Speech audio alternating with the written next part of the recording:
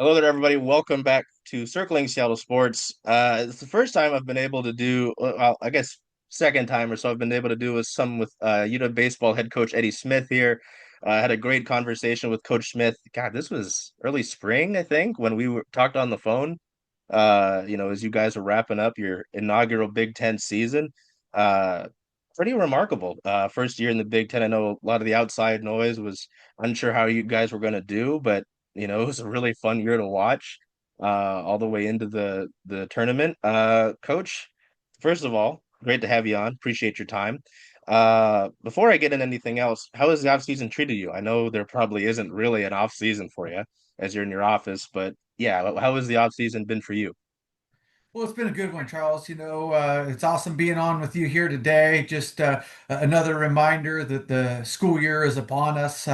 This whole summer, our staff was relentless and working to put together a roster for this upcoming season, but also for the future. That recruiting of 2026 high school graduates, 2027 high school graduates, that's a very traditional thing. But obviously, now we also have the immediate recruitment where you're looking to put together pieces for the upcoming season. So that's what the summer entails for all of us, and it's been a really fun go.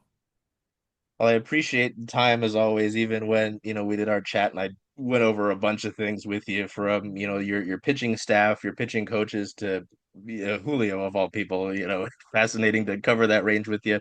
First of all, touch on it a little bit, but year one in the Big Ten, obviously all the programs around here dealt with, some sort of change, nuance, travel. What were your reflections on year one in the Big Ten, whether it was, you and your staff, the program itself, just any reflections on year one in the Big Ten? Because I know, there's a lot of change and a lot of different things I'm sure that you had to navigate as a group, just trying to get settled in, really.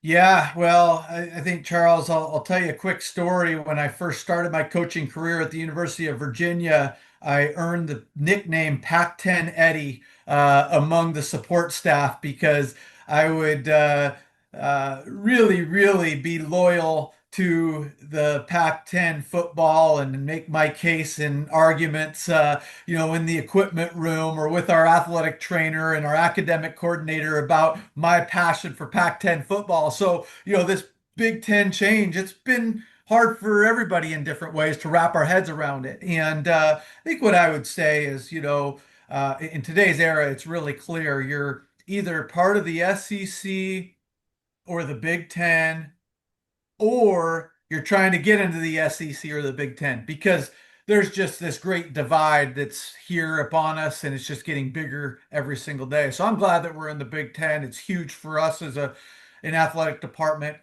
First year, I thought it was a really neat experience for our guys. This last season we got to play baseball in New York City, Chicago, Las Vegas, San Francisco, and Los Angeles, the way that our schedule shook out. And so that's a lifetime for some people to be able to visit all of those places. We got to play baseball in a 4 month stretch in all of those places. And, we tried to make the most of it. When we went to play at Rutgers, we stayed for an additional 2 days, 3 nights in New York City with our team. We got to tour Yankee Stadium, play a game against St. John's. Same thing in Chicago. We got to go to a Sunday night baseball game at Wrigley Field and have a private tour after the game, walking on the field, play a game against Illinois Chicago, who has a beautiful stadium with the downtown Chicago skyline in the background. So, when you look at it from the experiential side of things, it was one of the things that our players talked about the most at the end of the year. The things that maybe we were all concerned about of, hey, how is this going to be?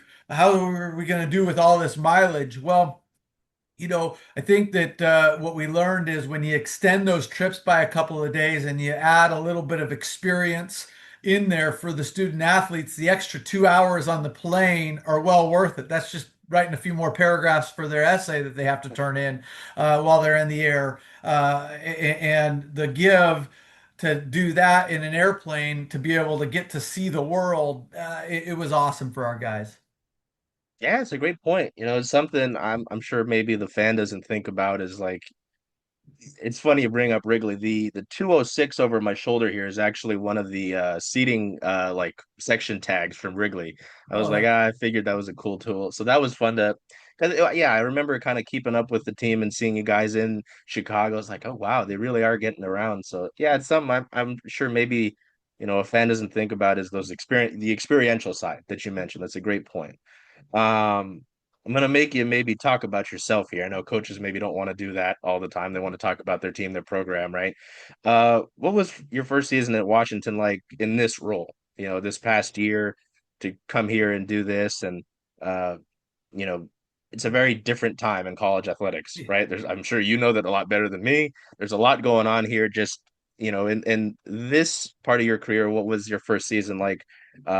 Here at Washington as the head coach here, and being in this sort of different era of college athletics. Absolutely. Well, it was my second time in the last 4 years, and the third time in my career being a first year head coach at an institution. And that's always a learning experience. It can come with some growing pains, it can come with a lot of work and trying to solidify a new foundation. I think it's always important to recognize, hey, it's two steps forward and one step back, but that's still a lot of progress. And this year was no different at UW. You mentioned the changing landscape. It's something where that can't be understated. I think it's something where you either need to embrace it, um, or you need to basically remove yourself from college athletics because there's a reality is that it's here and it's not changing. And what I've found is that the people and the institutions that resist it get left in the dust, and those Mm. who embrace it are the ones who are thriving. And so I've really worked to embrace all of this change that's been just so magnified the last 5 years, and trying to navigate that at a new institution and understand how we can maximize our program here has been, the priority all year long. And it's been a fun year. And, I always just have so much pride in wearing this purple and gold and this W on my chest, representing this institution, this state. Man, we want to do something special. Yeah, no, it's always, knowing your background, right? It is very cool to see you in this position, see someone, I don't know what the, right terminology would be, but someone, people who want to be here. You want people who want to be here, right? Because obviously, as we talked about, this landscape is changing. And I think after again, obviously a lot goes into it, but after the stuff that happened with football and Coach DeBoer, people were upset. They want someone that believes in them, that knows what Washington means. You know, I think you're a guy who knows what Washington means, right? So I don't know. I always thought that part was cool. At least, when I remember seeing the headline come in that you were coming in to the program this most recent time. So yeah, I don't this one's kind of fun because I don't necessarily mean for you to go over your entire roster right now. But what can you tell me about your returning group and some of your new faces? Because obviously, as I kind of talked about at the beginning, this is a program that, you know, at least from the outside, didn't have the nicest expectations for it. They didn't have you guys too high. And you beat a lot of those expectations. So, this was a group that, I don't know if they ever looked at it, but worked really hard. You guys won some key series. I mean, it was fun to watch all of them, really. But yeah, what can you tell me about some of your returning and new faces coming into the upcoming season when we get to it? I know we're a little bit of a ways out still. Yeah, no, thanks for acknowledging that, Charles. It was a fun year. And, I mean, when you say the expectations were low, that might be an understatement. But the team did a nice job. And I think what I would share is as we look forward to the 2026 team, I'm really excited. We have 13 returning players. And what I'm most excited about is that each one of those 13 individuals I know is all in on what we're working to build here. And we just spoke about year one challenges and the growth that happens in year one. And, this is a program that early on it was really evident that we needed to really increase the attention to detail. Uh, the comfort zone needed to be expanded dramatically. Being comfortable, being uncomfortable was a concept that we talked about a lot. And, I've got no doubt that these 13 returning players are people who believe in that and see that from the same lens that our coaching staff does, that the culture within this locker room has a lot of growth still ahead of it. And they're going to be foundation layers in that. They already have been to a certain extent, but this is the year. Year two is when things take off because you have a Mm. foundation that is full of people who want to be here and know what they're getting into. I think it's exciting. We've got three of our top four starting pitchers coming back in Jackson Thomas, Tommy Brandenburg, and Justin Timms. We've got, the majority of our position players coming back. Colton Bauer, who caught 95% of the games he was healthy for last year. Case Integra, who played every day that he was healthy last year. Sam at first base and was our best hitter. Sam DiCarlo, who played every game for us at shortstop and made only 6 errors on the 57 game season. Blake Wilson, who played third base a lot for us and just had a great year defensively for us. Jackson Hotchkiss, who played darn near every game as a true freshman in the outfield. And then Braden Terry, who, when he was healthy, he played a lot for us. And so you look at that, we've got a lot of returning pieces, which is exciting. And then I think we did a nice job this summer of going out and adding pieces to the mix. I look at it from the position player side. Ethan Swidler is a guy who garnered a lot of draft attention. He was named the preseason Patriot League Player of the Year in 2025 and was an all-conference catcher for Lafayette. Uh, I think we've got some other pieces coming in that we're really excited about. Mick Paul has already won 2 national championships as an outfielder at LSU. He was Dylan Cruz's backup as a true freshman, winning a national championship. He played with Paul Skeens, Trey Morgan. The guy knows what it takes to win, and he's here to fill Malachi Knight's shoes. On the pitching side, it's something where we've got some big shoes to fill with the departures of Max Banks and Isaac Yeager. We're talking about 2 all-conference arms, and we've got a handful of guys. One is Jay Miller from um, UNC Greensboro is where he has played, but he's from Newfoundland Island, Canada. Fun fact, they are 4.5 hours ahead of Pacific time zone, the only time zone in the world where it's on a 30-minute marker compared to everybody else's time zone. So there's a fun fact about Jay, but we're more excited about the arm and the experience he brings in.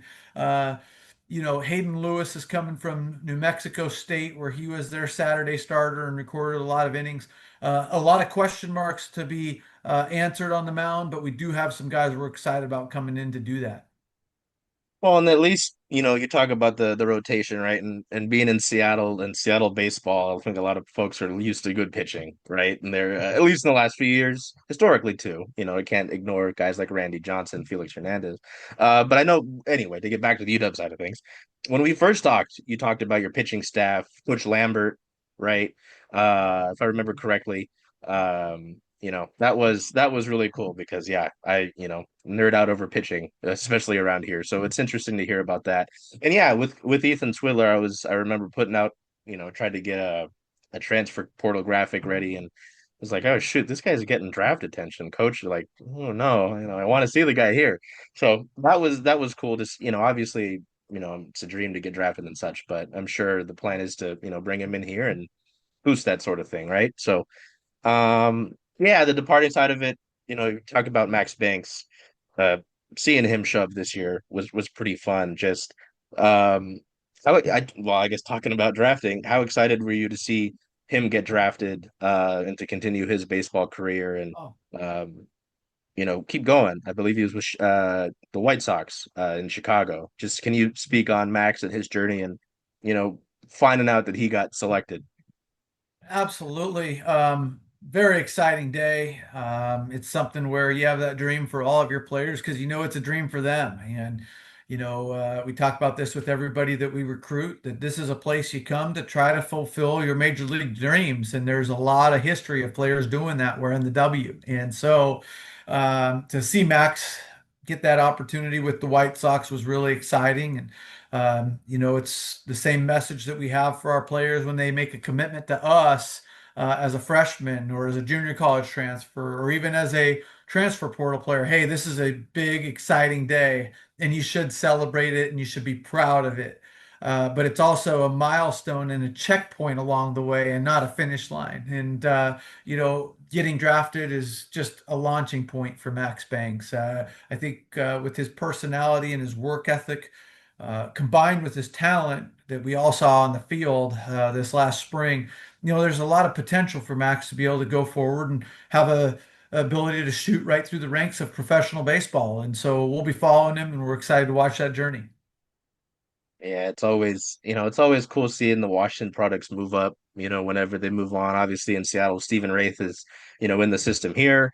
And then a guy, I felt bad. I totally spaced. There's a lot going on. The A's came into town, Willie McIver, Yeah. with the A's. I was like, oh shoot, told my photographer, I was like, we need pictures of Willie, you know. So that was cool. To stick with kind of the departing thing, I know one of the last times we talked, well, last time we talked, yeah, you mentioned Isaac Yeager. It's tough losing him in the transfer portal. It's part of college sports right now, right? Um, but obviously you two had crossed paths a few times before this past year. Just can you speak to what Isaac gave you this past year? Because I mean, it felt like whenever he called out the big zero from the bullpen, he was going to, be a difficult plate appearance for the hitters in the box. No doubt about that. He gave us a great year on the mound. It was so cool to see him come from, a couple of years of mediocrity to taking that leap and coming on the scene in college baseball. And, I've always said that there's two aces in college baseball, and that's the guy who starts for you on game one of a series, and then the second one is the guy who you give the ball to late in the ball game when you have a lead. And Isaac was that for us, and we'll be thankful for that forever. And I think it's really important that and I wear this squarely on my shoulders that as the head coach in this era, my number one priority is to make sure that we are competitive in the scholarship and NIL space. And, right now there's a couple of schools in Oregon where their players get paid to play. And, with having 11.7 scholarships for 40 players, our players pay to play. And,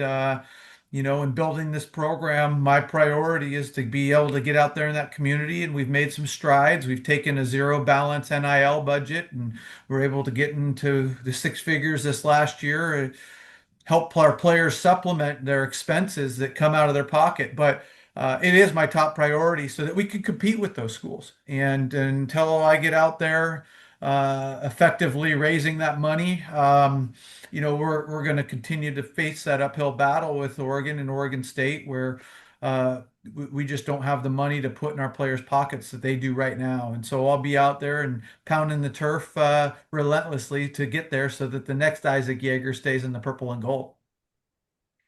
Before I continue, I just have to admit it is really cool to have a coach who's just very blunt and honest about these things.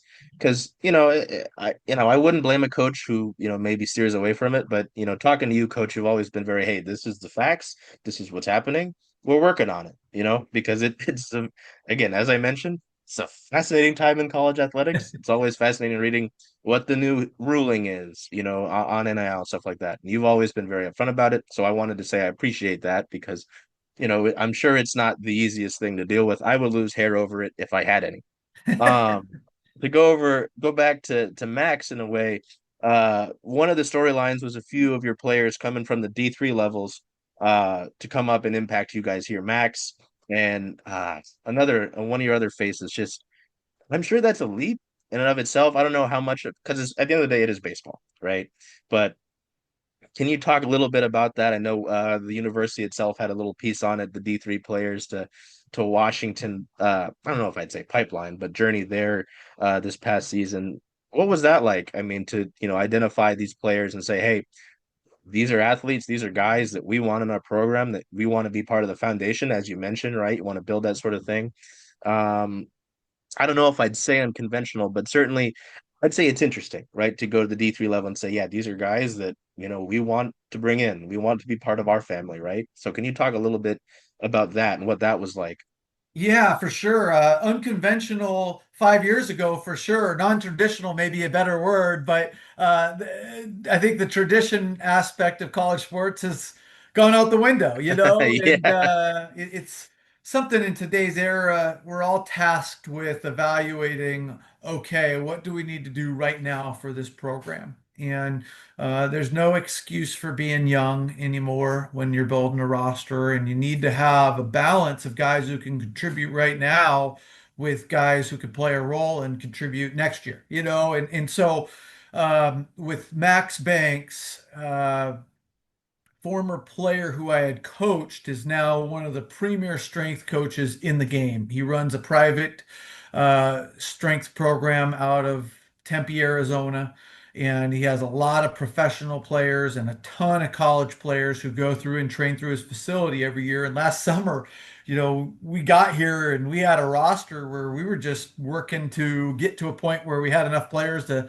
be able to field the team. And so we got a tip from this strength coach who had been working Max out to say, hey, this guy was hurt, didn't play much at the D3 level in 2024, but he's having a really, really nice summer in terms of his physicality coming back, and he's throwing bullpens where he's 93 to 96 miles an hour. You should take a look at him. Academic, all these other traits that fit the University of Washington so well. And so, kind of on the tip of Taylor Davis, the strength coach who had played when I was coaching at Lower Columbia College. We started really diving deep on Max Banks, and he had good numbers at the D3 level, extremely good numbers, but a limited track record due to injury. And so, with our need and where we were at the time, we gave Max a small scholarship and a chance. And I credit Max for taking that and running with it, because he came here, he worked like a pro every single day, and obviously, the results he had on the field just spoke for themselves. When he went out there and pitched, we won, and there's no bigger compliment you can give to a pitcher than that.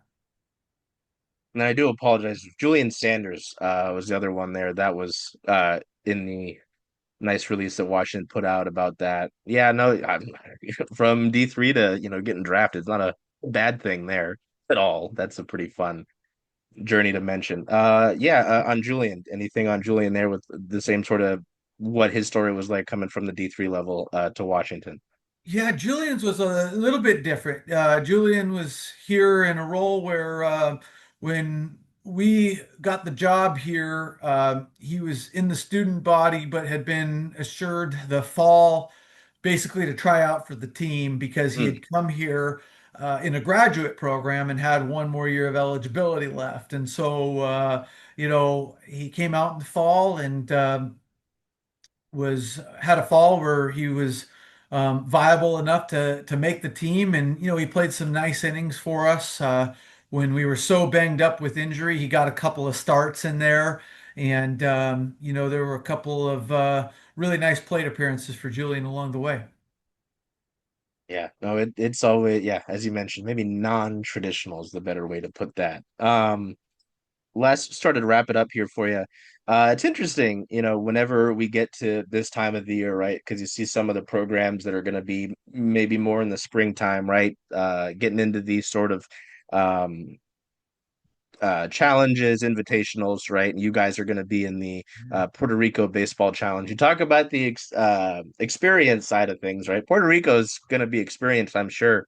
Um, can you talk a little bit about, what you're looking forward to with this and why, it was like, hey, obviously, again, it's hard to deny Puerto Rico, I'm sure, but, why you thought that this was good for a good, back to the word experience for the program because it's always interesting to see.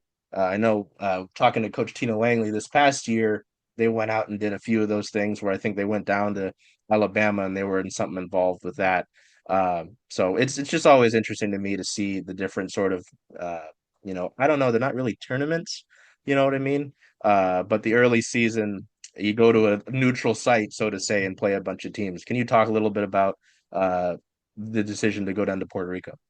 Yeah, absolutely. I mean, there wasn't a whole lot of decision involved when we got reached out to about this tournament and got this invite, it was where do we sign on the dotted line as fast as possible before you change your mind. Tremendous honor as a program to be invited to this. Obviously Puerto Rico, the experience culturally and baseball wise, that's going to provide for our players will be a lifelong memory. And it's also going to bring just great baseball for us. We'll play three ACC opponents down there, NC State, Wake Forest, Boston College, and then a Big 12 opponent in Houston. And, to start our season off, going toe to toe and nose to nose with, these programs from some great, great conferences and great, great, traditions, really, really would be good for the Huskies. And we're excited to do that. We're excited to bring this experience for our players, and we're just thankful for the opportunity. Yeah, no, that's yeah. And again, some great points there, and it was definitely cool to see that. I was like, oh man, look at the teams on this list.